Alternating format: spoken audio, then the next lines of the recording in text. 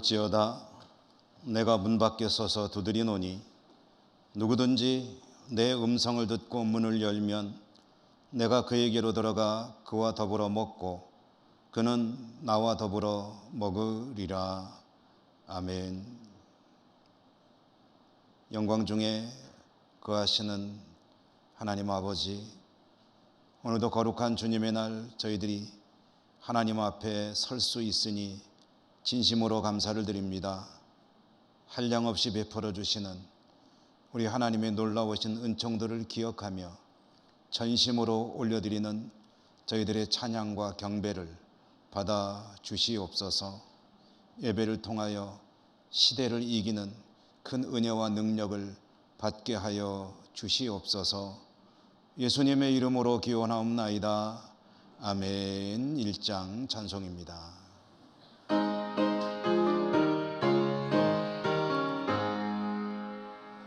만복의 근원 하나님, 온 백성 찬송 드리고 저 천사여 찬송하세. 찬송 성모 성자 성령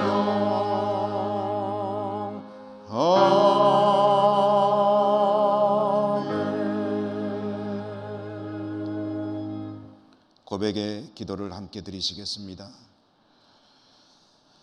죄인들을 긍휼히 여기시고 노하기를 더디하시며 인자와 진실이 풍성하신 자비로우신 하나님, 오늘도 저희들은 그 하나님의 은혜를 의지하여 이 고백의 기도를 올려드립니다. 인생의 생사화복을 주관하시는 분은 오직 하나님 한 분밖에 안 계신데 저희들은 지난 한 주간도 하나님보다는 세상의 우상을 의지하며 살았음을 고백합니다. 하나님을 신뢰하기보다는 사람이나 눈앞에 보이는 도움을 구하려고만 분주했습니다. 말씀에 순종하며 형통의 길을 찾으려 하지 않고 내 생각, 내 뜻, 내 소신을 앞세우며 살았음을 또한 고백합니다. 하나님, 믿음 없이 살았던 저희들의 삶과 신앙을 불쌍히 여기시고 용서해 주옵소서. 이 시간 계속해서 가리워진 저희들의 모든 은밀한 죄와 허물들을 침묵으로 하나님 앞에 고백합니다.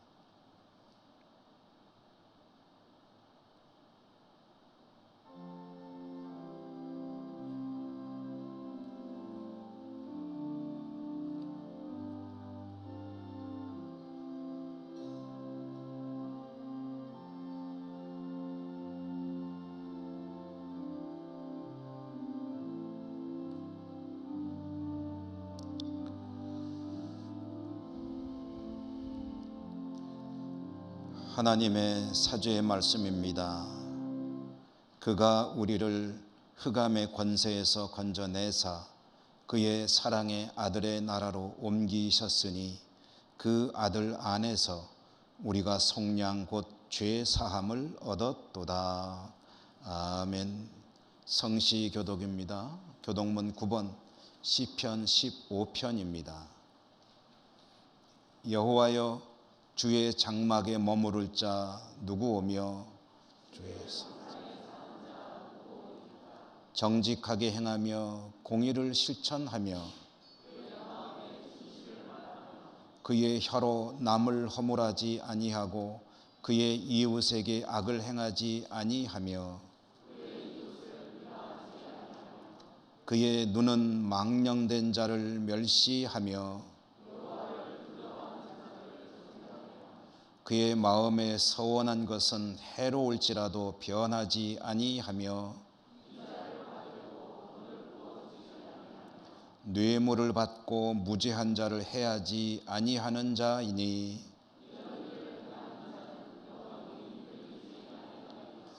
아멘. 사도신경 신앙 고백합니다. 나는 전능하신 아버지 하나님 천지의 창조주를 믿습니다. 나는 그의 유일하신 아들 우리 주 예수 그리스도를 믿습니다. 그는 성령으로 잉태되어 동정녀 마리아에게서 나시고 본디오 빌라도에게 고난을 받아 십자가에 못 박혀 죽으시고 장사된 지 사흘 만에 죽은 자 가운데서 다시 살아나셨으며 하늘에 오르시어 전능하신 아버지 하나님 우편에 앉아 계시다가 거기로부터 살아있는 자와 죽은 자를 심판하러 오십니다. 나는 성령을 믿으며 거룩한 공교회와 성도의 교제와 죄를 용서받는 것과 몸의 부활과 영생을 믿습니다.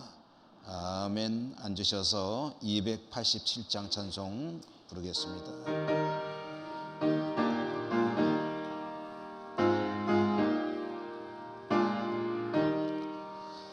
예수 앞에 나오면 죄사함 받으며 주의 품에 안기려 편히 쉬리라. 우리 주만 믿으면 모두 구원 얻으며 영생 복락 열려가 확실히 받겠네. 예수 앞에 나와서 은총을 받으며 마음의 기쁨 넘치어 감사하리라. 우리 주만 믿으면 모두 구원 얻으며 영생 복락 열려가 확실히 받겠네. 예수 앞에 설 때에 흰 옷을 입으며 밝고 빛난 내 집에 길이 살리라. 우리 주만 믿으면 모두 구원 얻으며 영생 복락 열려가 확실히 받겠네. 우남석 장로님 나오셔서 기도 인도하시겠습니다.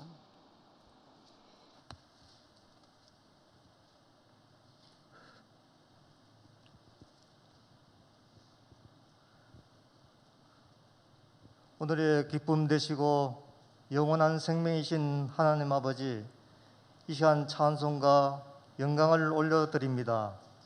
지난 한 주간도 주님의 날개 아래 품어주시고 건강한 삶을 허락하여 주셔서 귀한 예배를 드리게 하시니 감사를 드립니다. 하나님 아버지, 우리는 그리스도인이라는 이유로 비난과 혐오로 받은 시대를 살고 있습니다. 주님의 당하신 비난과 수치를 비하면 아무것도 아니지만 우리의 모습으로 인해 주님의 영광이 가리지 않도록 인도하여 주시옵소서. 아직은 찬바람이 옷깃을 여미게 합니다. 따뜻한 봄을 기다리는 새싹처럼 저희들 마음 가운데 주님을 늘 앙망하오니 이 시간도 임하여 주시옵소서. 주님, 이 땅의 위정자와 젊은이들에게 꿈과 지혜를 주셔서 코로나 질병과 경제 한파로 얼어붙은 나라 경제를 되살리게 하시옵고 서민 생활의 어려움을 해결하여 주시옵소서. 꿈이 없는 백성은 망하게 하신 주님, 이 땅의 백성이 주님을 경외함으로 겸손을 배우게 하시고 비전이 있는 삶을 살아감으로 내일의 희망을 바라보게 은혜를 베풀어 주시옵소서. 그동안 우리는 주님께서 주시는 풍요를 감사하지 못하고 헛되이 낭비한 것을 이 시간 회개하오니 용서하여 주시고, 매사에 부정적이며 여건과 환경만 탓하고 입술로 지은 죄를 또한 고백하오니 용서하여 주시옵소서. 주님, 저희들은 새롭게 하셔서 없는 것을 있는 것 같이 부르시는 주님을 바라보게 하옵시고, 믿음의 사람 여호수아와 갈렙같이 강하고 담대한 마음을 허락하여 주셔서 코로나 질병과 많은 어려움을 극복할 수 있게 긍휼과 자비를 베풀어 주시옵소서. 주님, 때로는 우리의 능력으로 감당으로 할 수 없는 일들이 많이 있나이다. 무엇보다 주님께서 우리의 삶의 주인이 되어 주셔서 주님께서 원하신 대로 인도하여 주시고 주님의 뜻에 순종의 삶이 되도록 도와주시옵소서. 그리하여 우리의 가정과 직장과 일터 가운데 하나님의 나라가 임하게 역사하여 주시고 슬픔과 고난을 당한 자에게 위로가 되게 하여 주시고 우리의 희망이 되신 예수님을 증거하는 삶이 되게 하시옵소서. 오늘 또 연로하신 어르신들의 삶이 외롭지 않도록 동행하여 주시고 연약한 손과 발을 붙잡아 주시어 강건하도록 은혜 내려 주시옵소서. 예천교회 성도님들 모든 삶의 자리에 주님 함께 하셔서 이 어려울 때에 하나님이 동행하심으로 행투한 자의 길을 걸어가게 하시옵소서. 오늘 또 말씀을 전하시는 담임 목사님을 강건케 하옵시고 권능의 손으로 붙들어 주셔서 은혜와 사랑이 충만한 시간 되게 하시옵소서. 이 시간 호사나 찬양을 통해 홀로 영광 받아 주옵시고 우리를 늘 지켜주시는 예수님의 이름으로 기도드립니다. 아멘.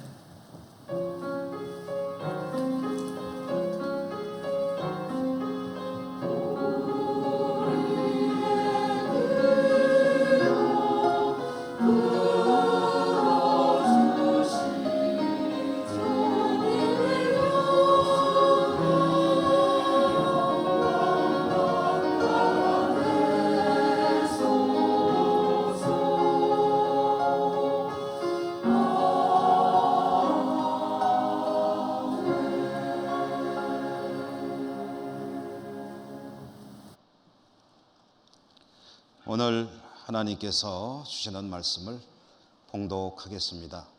구약성경 민수기 12장 1절에서 3절까지 말씀입니다.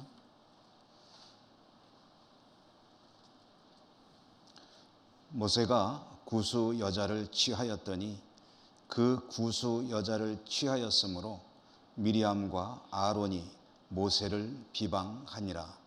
그들이 이르되 여호와께서 모세와만 말씀하셨느냐 우리와도 말씀하지 아니하셨느냐 하매 여호와께서 이 말을 들으셨더라. 이 사람 모세는 온유함이 지면의 모든 사람보다 더하더라. 아멘. 호산나 찬양대 찬양 하나님께 올려드립니다.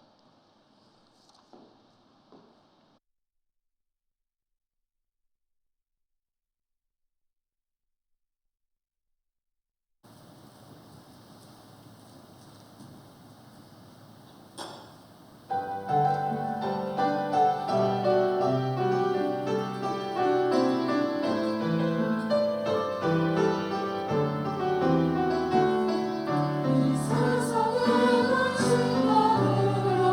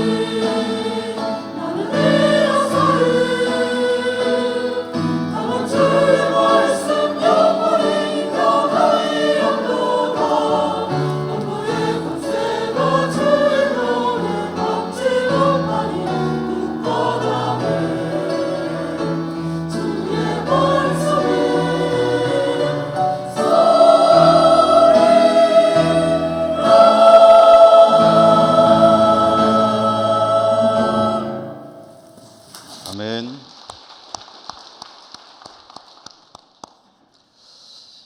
오늘 거룩한 성일 하나님 앞에 나오신 여러분들을 진심으로 축복하고 또 환영합니다. 오늘 말씀의 은혜가 풍성하시기를 바라고요. 또 이 시간에도 여러 가지 사정으로 영상으로 예배드릴 우리 교우들에게도 주님의 은총이 함께 하시기를 바랍니다. 오늘 온유한 사람이라는 제목으로 말씀을 전해드리겠습니다. 오늘 우리가 받은 말씀 민수기죠. 민수기는 출애굽한 이스라엘 백성이 광야를 지나는 동안에 있었던 일들에 대한 기록입니다.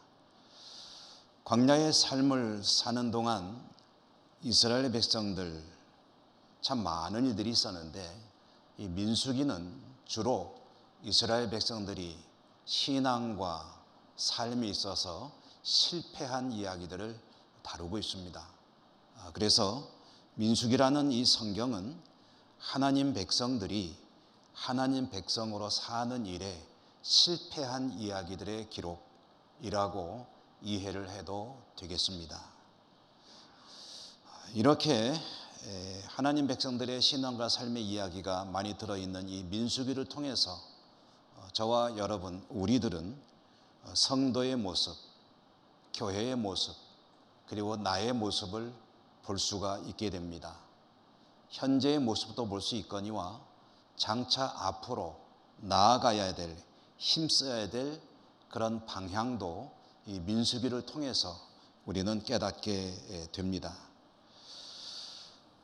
이러한 깨달음들은, 이야기들은, 교훈들은 이스라엘 백성들의 이야기를 통해서도 많이 듣게 되지만 또한 그 이스라엘 백성들을 이끌고 광야를 지나야 했던 모세의 이야기를 통해서도 또한 많이 볼 수가 있습니다. 어쩌면 모세를 통해서 성도가 바라봐야 될, 지향해야 될 모습을 더 잘 볼 수 있지 않느냐 하는 생각을 해봅니다. 모세는 출애굽 여정을 통해서 위대한 리더십, 지도력을 보여주었습니다. 또한 한 사람의 성도로서 하나님 앞에 어떻게 믿음을 지키며 살 것이냐 하는 모범을 많이 보여주었습니다. 그리고 모세는 하나님의 사명을 훌륭하게 잘 감당하였습니다. 성경이 말하는 가장 위대한 믿음의 사람, 하나님의 사람, 성도로서 언급되지 않는 것이 없을 만큼 모세는 위대한 삶을 살았죠. 그렇게 하나님 앞에서 성공적인 인생을 살았던 모세, 지도자로서도 한 사람의 믿음의 사람으로서도 성공할 수 있었던 그 원동력이, 그 근본이, 이유가 무엇인가?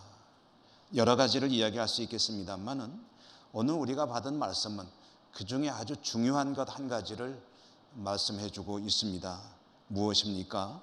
오늘 말씀 12장 3절에 보면 모세는 어떤 사람이었느냐?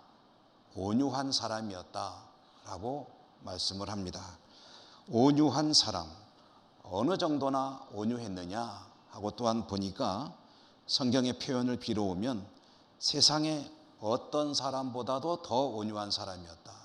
세상에 누구보다도 더 온유하다 하니까 이것은 최상급을 말하는 것이죠. 세상에 누구를 갖다 대보아도 그보다 온유한 사람이 없었다라는 의미가 아니겠습니까? 지금까지 살았던 모든 사람 중에 아마 최고로 온유한 사람이라는 의미도 되겠습니다. 오늘 우리가 읽은 이 말씀 민수기 12장 1절, 2절, 3절까지만 읽었는데요. 이 12장이 다루는 이야기가 바로 모세의 이 온유함에 관한 이야기입니다. 오늘 말씀의 사건을 함께 보시도록 하십시다. 이스라엘이 광야를 지나서 가나안을 향해 가는 도중에 모세가 구스 여성을 아내로 맞이하는 일이 있었습니다. 구스 여성, 이 구스라고 하는 곳은 어딘지에 대해서 지금 정확히 알 수는 없습니다. 여러 가지 설들이 있는데 아마 이집트 남쪽에 있는 곳이다, 아니면 지금의 아프리카 북동부 지역인 이디오피아다, 또는 시나이 반도로 지나서 아라비아 반도 쪽에 있는 어느 지역이다, 뭐 이런 여러 가지 설들이 있습니다. 정확히 알 수는 없지만 한 가지 확실한 것은 이스라엘 민족은 아니라는 거죠. 이방 족속입니다. 그러니까 모세가 이방 혈통의 한 여성과 결혼을 하였다는 거죠. 그런데 이 일을 놓고 모세의 형제인 누나 미리암과 형 아론이 비난을 하였습니다. 형과 누나가 이 일을 놓고 비난했을 때 모세는 이 일에 대해서 어떻게 대처하였느냐, 어떻게 반응을 보였느냐? 성경은 모세가 어떤 반응을 보인 것에 대해서 언급하고 있지 않습니다. 이 말은 모세가 무반응으로 대응했다는 이야기가 되겠죠. 그러므로 이렇게 성경을 쓰면 좋을 것 같습니다. 미리암과 아론이 이 일을 놓고 모세를 비방했을 때 모세는 여기에 대해서 아무런 대응도 하지 않았다라고 쓰면 좋을 것 같은데, 이해하기 좋을 것 같은데, 근데 성경은 그렇게 쓰지 않고 뭐라고 썼냐면 비난하였다 그럴 때 모세는 지면에 모든 사람, 어떤 사람보다도 온유한 사람이었다라고 기록을 하고 있습니다. 그냥 모세는 온유한 사람이다 라고 쓰는 이 의도가 무엇일까? 이것은 성경이 모세에 대해서 이야기할 때에 모세가 온유한 사람이라는 것을 조금이라도 더 부각시키려고 하는 그런 의도에서 이렇게 쓴 것이 아니겠느냐라는 그런 성경의 의도를 이해하게 되지요. 모세가 온유한 사람이었다. 그것도 어느 누구보다도 온유한 사람이었다. 성경은 이것을 강조하고 싶은 그런 의도입니다. 그리고 그 온유함은 모세로 하여금 하나님께 받은 사명을 제대로 잘 감당하게 하는 그러한 원동력이 되었다라는 그런 확대 해석까지도 가능한데요. 그러므로 이 이야기를 기록해서 들려주는 성경은 이 말씀을 읽거나 듣거나 연구하거나 공부하거나 하는 성도들도 역시 이 모세와 같은 온유함의 사람이 되기를 바라는 마음일 것입니다.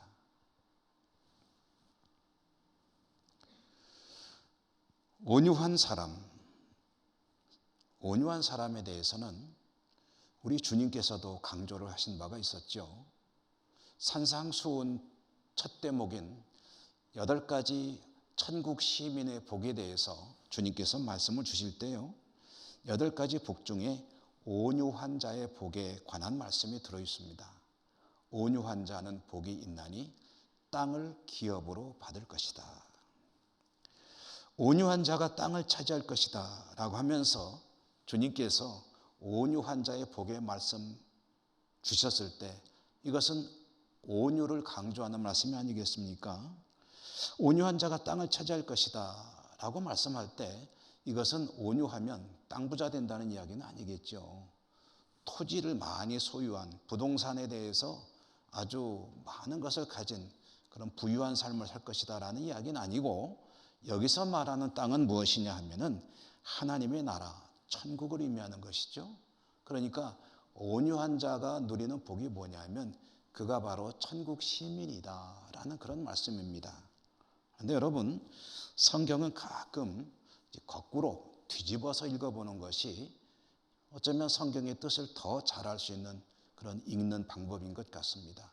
온유한 자는 복이 있나니 그가 천국 차지할 것이다, 천국 시민이다 라는 이 말을 뒤집어 얘기하면 천국 시민은 온유한 사람이라는 뜻이죠. 또 조금 더 풀어서 보면 천국 시민이길 원하느냐, 구원받은 하나님 백성이길 원하느냐, 그렇다면 온유함에 힘써야 할 것이다 라는 그런 말씀으로 또한 읽을 수도 있겠습니다.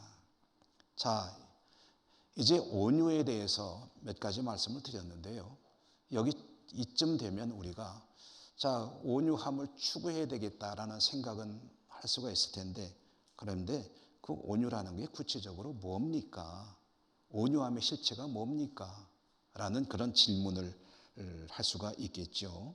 그러므로 우리는 오늘 온유란 무엇인가에 대해서 조금 더 깊이 생각을 해봐야 합니다. 여러분, 온유란 무엇인가요?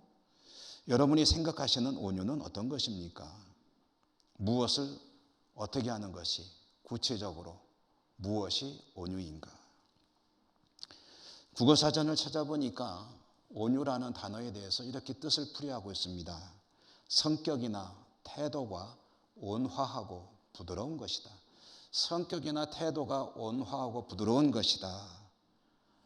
그러면 이 국어사전의 의미를 그대로 갖다가 어느 성경에 넣어보면은 모세는 성격과 태도가 온화하고 부드러운 사람이었다, 그런 의미로 성경이 기록한 것일까요?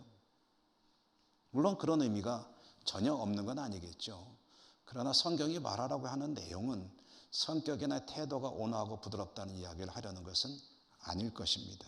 그러면 민수기가 말하고 싶은 온유함의 실체는 무엇이냐? 여러분, 성경이 무언가에 대해서 이야기할 때 주로 쓰고 있는 방법이 있습니다. 그것은 사전과 같이 뜻풀이를 하는 것이 아닙니다. 사전과 같이 단어의 뜻을 풀이하는 것이 아니라 이야기를 들려주어서 그 이야기를 통해서 그 내용을, 실체를 깨닫게 하고 그것을 붙잡게 하는 것이 성경이 주로 쓰는 방법입니다. 예를 들자면, 이해를 돕기 위해서 예를 들어 본다면, 여러분, 우리가 믿음이란 무엇인가?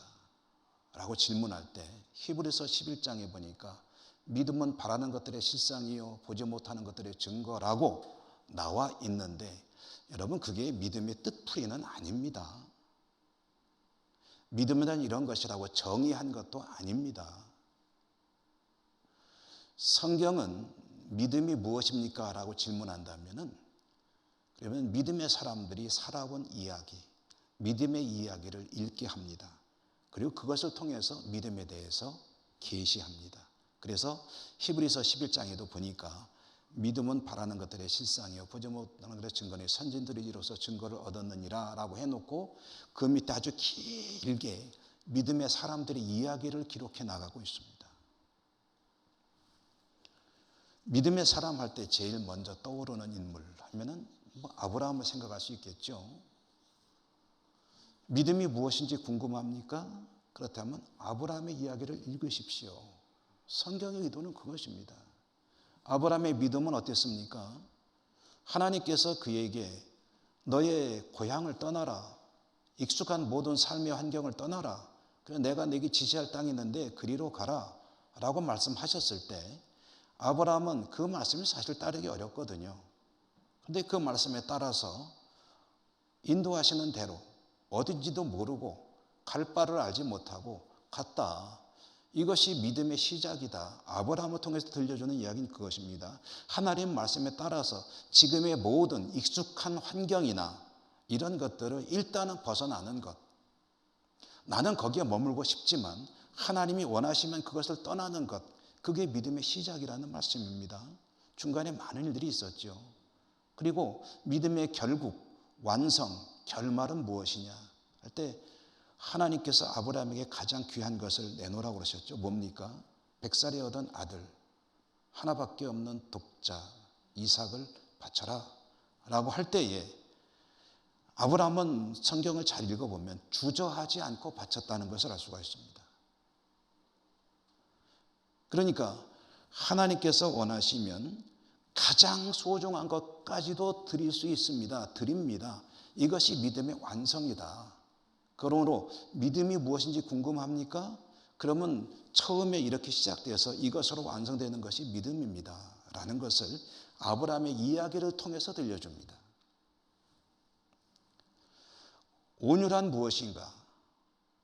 온유함에 대해서도 물론 다양한 면모들이 있겠지만 오늘 모세를 통해서 보여주는 그 이야기들, 들려주는 이야기들이 온유함의 중요한 실체입니다.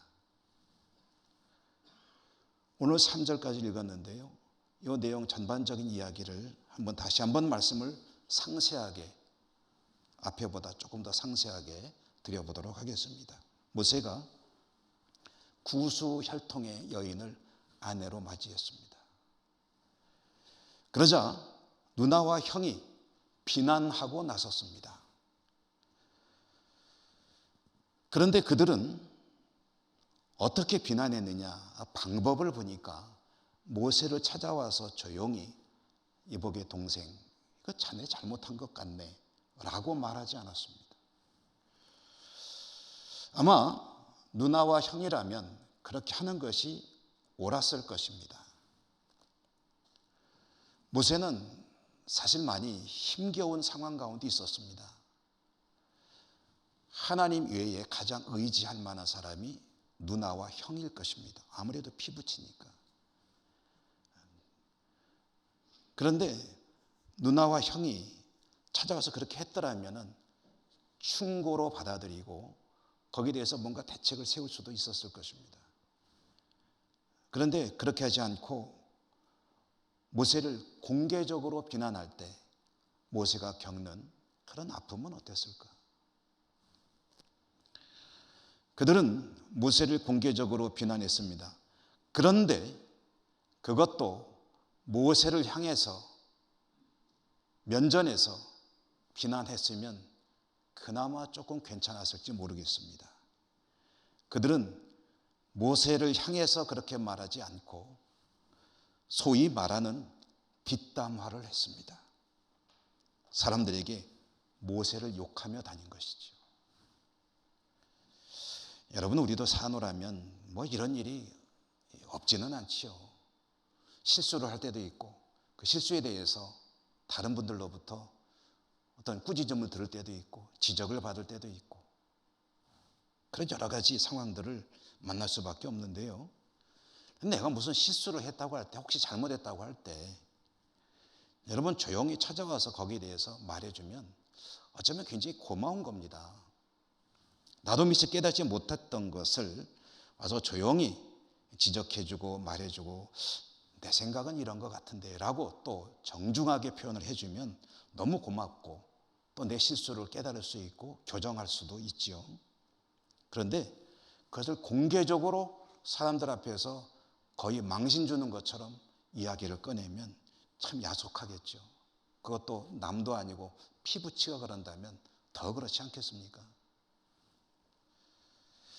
그런데 그렇게 공개적으로 면박을 주거나 꾸짖는 것보다 더 나쁜 게 있습니다. 그게 뭡니까? 앞에서는 아무 소리 안 하고 돌아다니면서 뒤에서 뒷담화하는 일입니다.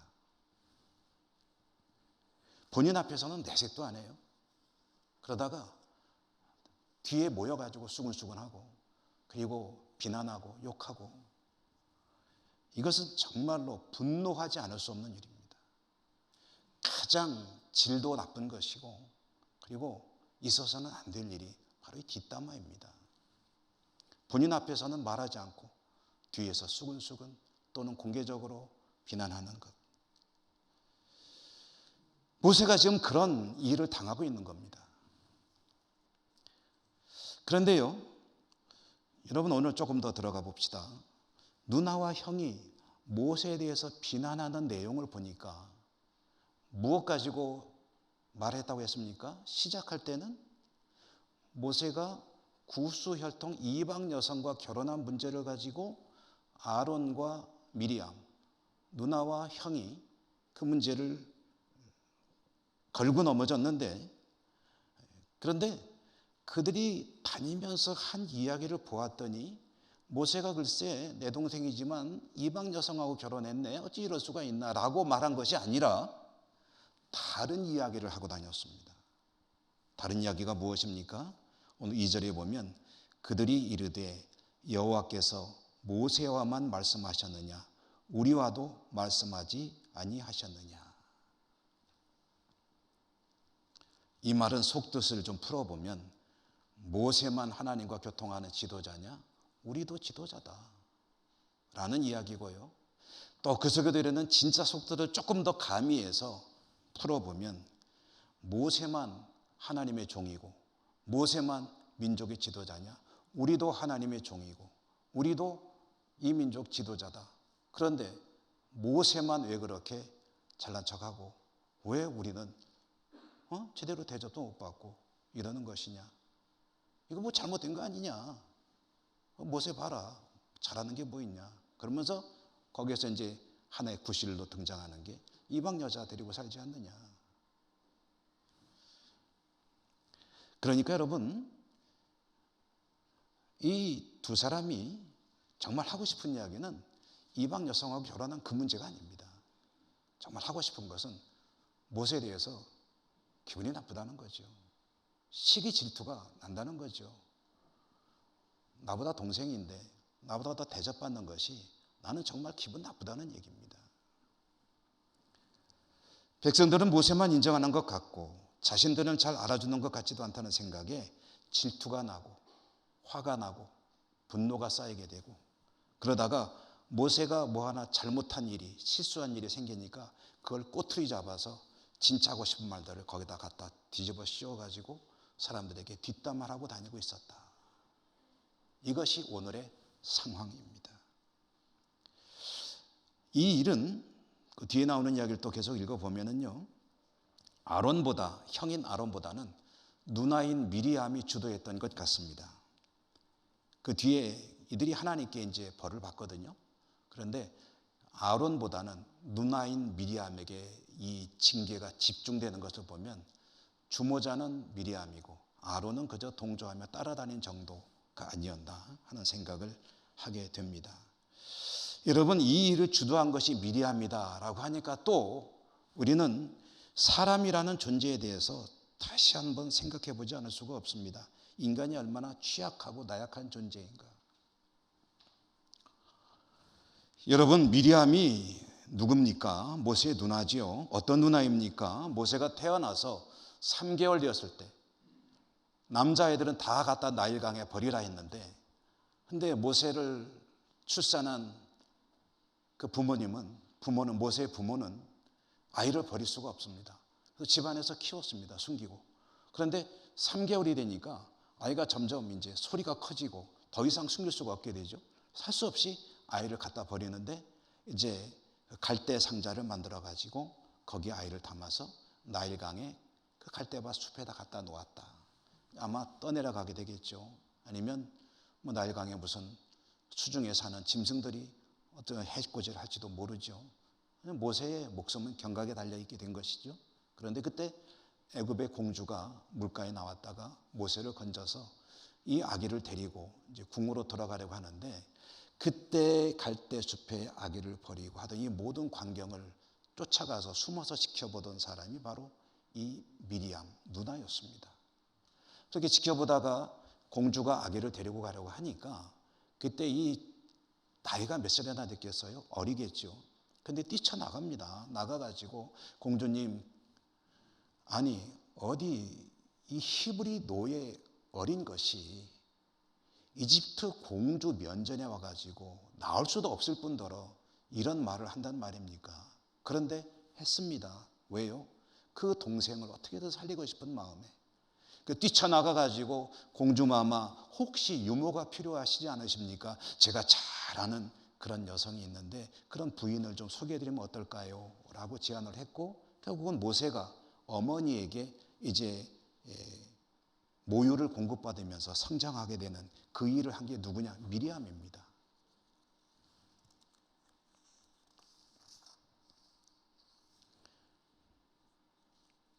그런데 그 누나가 그런 누나가 이런 누나가 됐습니다. 동생을 위해서 목숨을 걸고 살리려고 했던 누나가 지금은 동생을 어떻게든 끌어내리려는 그런 누나로 변해버렸습니다. 여러분 왜 그럴까요? 무엇이 미리암을 이렇게 변하게 만들었죠? 인간의 죄의 본성입니다. 죄의 본성이 이렇게 무섭습니다. 죄의 본성은 질투가 되어 시기가 되어 사람의 마음을 자극할 때 그 동생을 뒤에서 비난하며 여론을 조성하는 그런 해코지하는 사람이 되게 만들고요. 사실 그 미리암도 하나님께 귀하게 쓰임받고 있었습니다. 여선지자로 이스라엘 백성을 이끄는 지도자 중에 한 사람이었었는데 그가 이런 사람이 되어버렸다는 것을 보면 인간이 얼마나 나약한 존재인가 하는 것을 알 수가 있죠. 이렇게 자신을 비난하는 누나와 형, 그들의 그런 행동에 대해서 모세가 보인 반응, 좀 전에 말씀드렸죠. 얼마나 속이 터지겠습니까? 가장 의지하던 사람들이, 가장 가까운 사람들이 배신하는 거 아닙니까? 그런데 거기에 대해서 반응하지 않았다. 그리고 그것을 하나님은 온유라고 말씀하신다. 그러면 온유의 실체, 성경에 말하는 온유의 실체가 무엇입니까?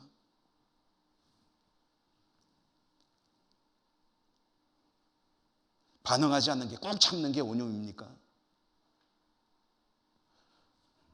성경이 말하는 온유의 가장 중요한 핵심이 또 오늘 말씀 속에 들어있습니다. 2절에 보니까 그들이 이르되 여호와께서 모세와만 말씀하셨느냐 우리와도 말씀하지 아니하셨느냐 하매 그 다음에 보면은 여호와께서 이 말을 들으셨더라. 하나님이 그 말을 들으셨다. 여기서 하나님이 들으셨다는 이 문장의 의미는 하나님이 그렇게 모세와 미리암과 아론이 그런 말하고 다닌 것을 듣게 되었다라는 정도의 의미가 아닙니다. 이 들으셨다는 말의 의미는 하나님이 주목하고 집중해서 자세히 듣고 계셨다는 뜻입니다. 그래서 자세히 들었을 뿐만 아니라 전지전능하신 하나님께서 미리암과 아론의 속에 들어있는 생각과 그들이 하고 싶어하는 일들과 시작과 전말 그 모든 것들을 훤히 꿰뚫고 계셨다는 뜻입니다. 간단히 말하면 그들의 모든 것을 하나님이 너무 잘 알고 계셨다라는 뜻입니다. 그리고 이어지는 말씀이 뭐예요? 모세는 온유한 사람이었다라는 뜻입니다. 말씀입니다. 그러면 여러분 오늘 성경에 전해주는 온유함의 실체를 정리해 보십시다. 성경이 말하는 온유함의 핵심 내용은 무엇입니까? 알맹이가 무엇인가요? 그것은 자신을 향해 공격해오는 도전들에 대해서 내가 반응하는 것보다는 그 일을 가장 잘 아시는 하나님께 위탁하고 나의 반응을 유보하는 것, 그것이 온유함의 실체입니다. 이 일은 하나님이 나보다 더 잘 아시고 하나님이 가장 선하게 이 일에 대해서 대처하실 수 있고 또 처리하실 수 있다라고 믿기 때문에 내가 행동하고 반응을 보이기 전에 하나님께 그 모든 것을 위임하는 것, 위탁하는 것, 그리고 나의 행동을 유보하는 것, 이것이 바로 오늘 모세를 통해서 들려주는 온유함의 핵심이라는 말씀입니다. 여러분, 내가 나를 향해서 밀려오는 도전에 일일이 반응하게 되면 하나님께서 개입하실 여지가 없어집니다. 내가 신속하고 광범위하게 반응하면 할수록 하나님이 역사하시는 그런 여지가 줄어들게 됩니다. 그런데 나는 그런 도전들에 대해서 가만히 있고 하나님께 위탁하고 위임하고 하나님의 역사를 기대하고 기도하고 기다리노라면 나는 가만히 있기 때문에 그 다음에는 하나님께서 개입하십니다. 하나님이 개입하세요. 그리고 하나님께서 그 문제를 해결해 주십니다. 시간은 좀 걸릴지 몰라요. 그러나 그렇게 해 주십니다. 이것이 이러한 믿음의, 이렇게 하나님께 모든 것을 위탁하고 유보하는 것이 온유다. 그리고 이 온유함이 광야 같은 세상을 살아가는 저와 여러분, 우리들이 지향해야 될 귀한 영적인 덕목입니다. 이것이 천국 시민이 가지는 8가지 복 중의 하나이고 성령의 사람이 맺는 9가지 열매 중의 하나입니다. 며칠 전 정부에서 코로나 관련 보고를 할 때에 우리 기독교계가 주목할 내용이 한 가지 있었죠. 여러분도 많이 보셨죠. 그것은 교회의 대면 예배가 감염에 대해서 사실 원인이 된 것은 거의 없다. 간단히 말하면 예배 때문에 코로나에 감염된 것은 없다라는 사실을 인정하고 그리고 공포했습니다. 예배 때문에가 아니고 예배 이후에 모임을 가진다거나 그런 것들 때 식사를 한다거나 그런 것 때문에 감염이 되는 것이지 예배 자체를 통해서 감염되는 것은 아니다라고 이야기를 했다는 거죠. 그러자 일부 교회들 또 정부에 대해서 상당히 비판적인 입장을 계속 쏟아놓던 그런 분들이 이 문제를 놓고 그동안의 정부의 어떤 여러 가지 조치들에 대해서 강도 높은 비난을 하고 했습니다. 저도 그것을 보면서 그동안에 쌓였던 답답함이 한꺼번에 화로 막 그 속에서 부글부글 끓는 것을 느낄 수 있었습니다. 한마디 하고 싶었습니다. 누가 듣든지 안 듣든지 모르지만 근데 여러분, 살아가면서 해야 할 말이 있을 때 물론 참는 것만이 능사는 아니죠. 할 말을 해야 할 때도 있습니다. 그러나 말을 하느냐 안 하느냐와는 별개로 말을 하고 안 하고는 이것은 그 문제이고 이것과는 별개로 이런 일들로 인해서 마음에 분노가 쌓이게 하는 것은 절대로 있어서는 안 됩니다. 정말 경계해야 합니다. 코로나 시대를 살다 보니 얼마나 건드리는 일들이 많습니까? 화날 일이 많습니까?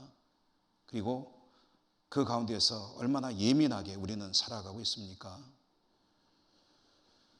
정부의 조치는 한없이 답답해 보이기만 하고 비합리적으로 보이기만 하고 우리 기독교계 입장에서 볼 때는 일부 교회들의 비이성적이고 미신적인 행태들이 참 안타깝고 교회를 향한 시선, 특별히 사회의 시선이 차갑게 그렇지 않아도 최저선을 기록하고 있는데 거기에서도 더 내려가서 교회를 향한 사회의 시선이 너무나도 차갑게 식어갈 때 그 가운데서 교회가 겪는 어려움 때문에 눈물이 나기도 하고 억울한 심정이 쌓여가고 그러다 보면 자칫 그것이 분노의 감정이 될 수도 있습니다. 우라가 안에 자꾸 쌓여가는 거죠. 이런 세상을 살아가고 있는 저와 여러분, 우리들에게 오늘 말씀이 계시하는 게 무엇입니까? 온유입니다. 온유. 모세가 이런 상황 가운데서 이렇게 대처할 때 하나님이 이렇게 이 문제를 풀으셨다. 모세에게는 그 온유함이 있었다. 그런데 온유함이 최고인 사람이었다. 이 시대를 살아가면서 혹시 이런저런 화날 일들, 분노할 일들, 분개할 일들이 발생할 때 하나님의 백성들은 어떠한 자세로 대응해야 될 것인가? 분노하고 또 화나고 때로는 하고 싶은 말하고 하는 것, 이런 모든 일들 이전에 먼저 할 일이 있습니다. 그것은 하나님께 나아가 기도하고 할 수 있는 대로 하나님께 위탁하는 일입니다. 하나님께 최선을 다해서 맡기는 일, 그것이 먼저 해야 할 일이고요. 그게 바로 온유함이고, 이 온유함이 열매를 맺을 때에 하나님은 모든 것을 합력하여 선을 이루시게 될 것이고, 이 온유함의 열매를 추구하는 이들은 자기의 경험이 아니라 하나님의 역사를 영적인 자산으로 가지게 될 것입니다. 여러분 잊지 마십시오. 온유함, 나의 온유함이 나의 믿음과 삶의 승리를 가져오는 아주 중요한 능력입니다. 이 은혜가 여러분에게 함께 하시기를 주님 이름으로 축원합니다. 은혜로우신 하나님 감사합니다. 어려운 시대 참으로 때로는 감정적으로 힘겨운 일도 많이 일어나지만 하나님께 모든 것을 위탁하고 위임하고 나의 행동은 유보하며 믿음으로 살아갈 때 결국은 하나님의 역사를 보게 됨을 깨닫습니다. 온유함으로 승리하여 하나님께 영광 돌리는 저희 모두가 되게 하여 주옵소서. 예수님 이름으로 감사하고 기도드립니다. 아멘. 405장 찬송하시며 봉헌하시겠습니다.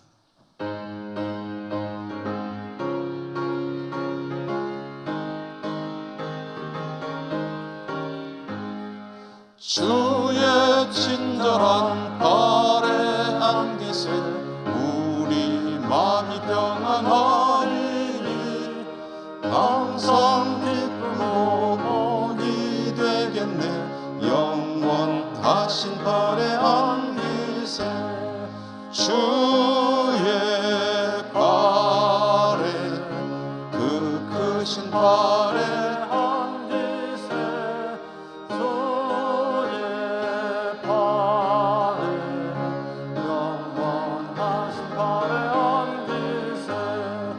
날이 갈수록 주의 사랑이 두루 광명하게 비치고 천성 가는 길 별이 가리니 영원하신 발에 안기세 주의 발에 그 크신 발에 안기세 주의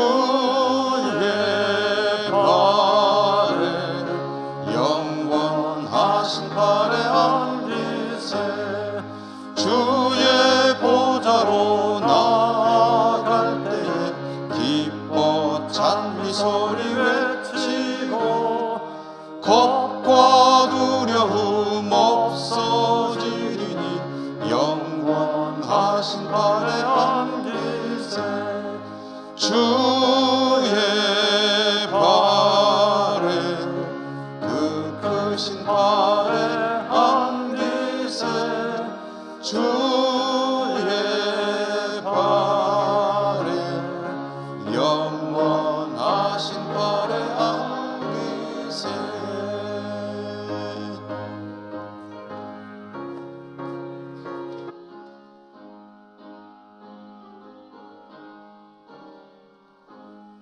기도드리겠습니다.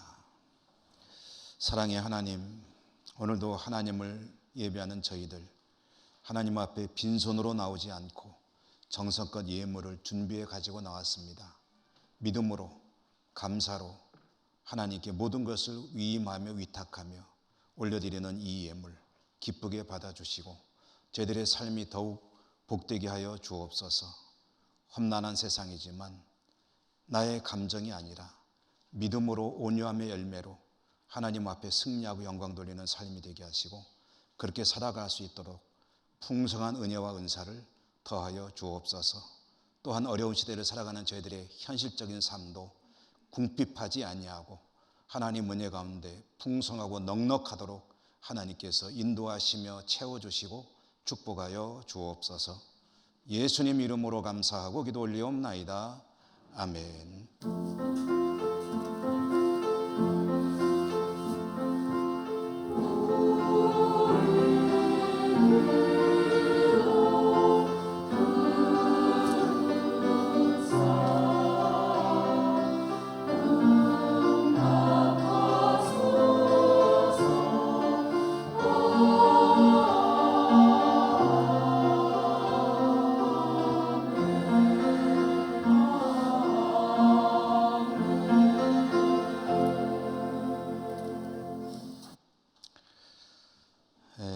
교회 소식입니다. 다음 주일 오후 찬양 예배는 여전도의 헌신 예배입니다. 원래는 통상적으로 우리가 1월 셋째 주에 항상 여전도의 헌신 예배를 드리는데 금년에는 많은 것들이 미루어졌죠. 그래서 다음 주에 오후 예배 때 드리게 되고요.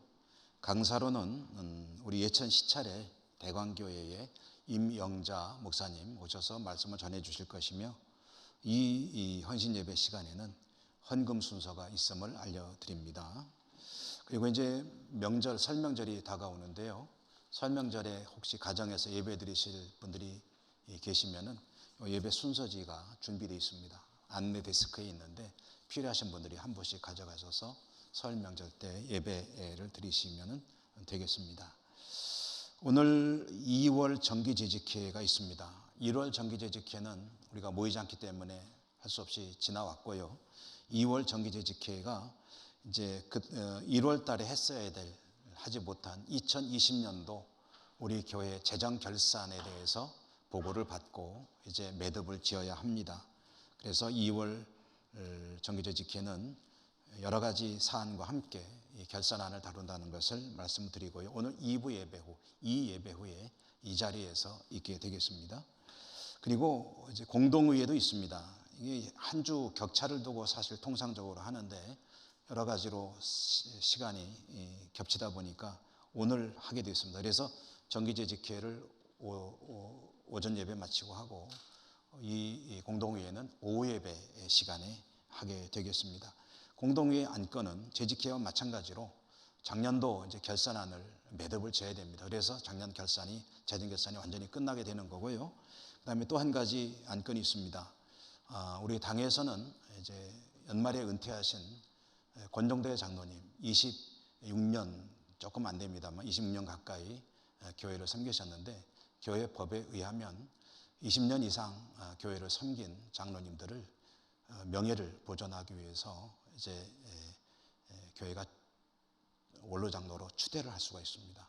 추대를 하려면 공동회에서 결의가 필요합니다. 그래서 오늘 오후에 권정대 장로님의 원로 장로 추대권에 대한 그런 안건을 다루게 되겠습니다.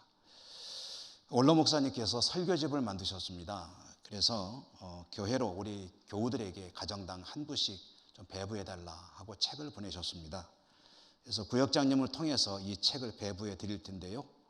요람과 이 설교집을 배부를 받으시고요. 혹시 받지 못하신 분은 구역장님께 연락하셔서 이 책을 배부 받으시기를 바라겠습니다. 그리고 구역장님들은 빠짐없이 이 요람과 설교집을 가져가셔서 본인의 구역 식구들에게 전달해드리고 또 차제에 또 혹시 그동안 만나지 못했다면 만날 수 있는 기회로 삼으시기 바랍니다.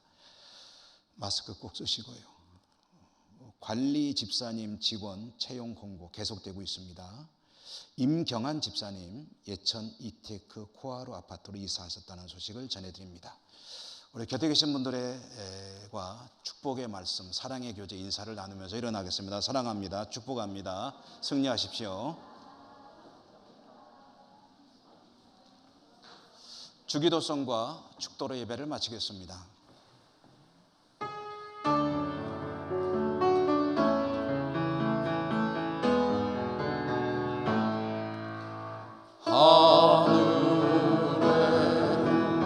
계신 아버지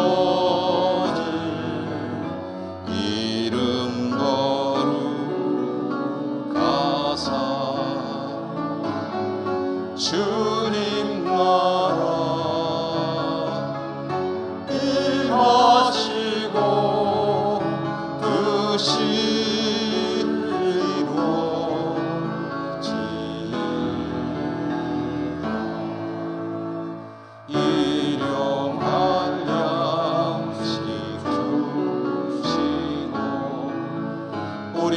그들의 큰 죄 다 용서하옵시고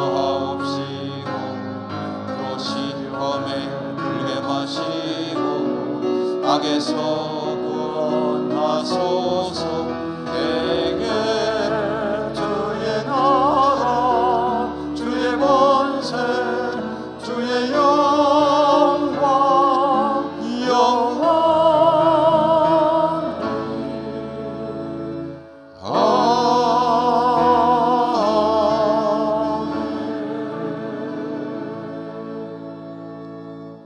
사랑의 하나님, 하나님을 예배하고 또 한 주간 세상에 살게 될 주의 백성들 불쌍히 여기시고 지켜주시고 축복하시고 저들의 삶을 통해 영광받아 주옵소서.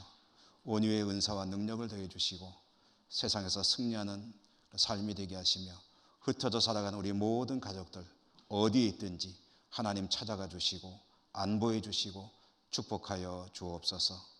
속히 코로나 시대가 끝나고 하나님 앞에 모든 것이 회복되며 감사와 영광의 예배, 삶으로 영광 돌려드릴 수 있도록 축복하여 주시옵소서. 예수님 이름으로 감사하고 기도드립니다. 아멘. 주 예수 그리스도의 은혜와 하나님 사랑과 성령의 교통하심이 주의 백성들 머리머리 위에와 모든 삶의 자리들 위에 항상 함께 하시옵기를 축원하옵나이다. 아멘. 주님의 사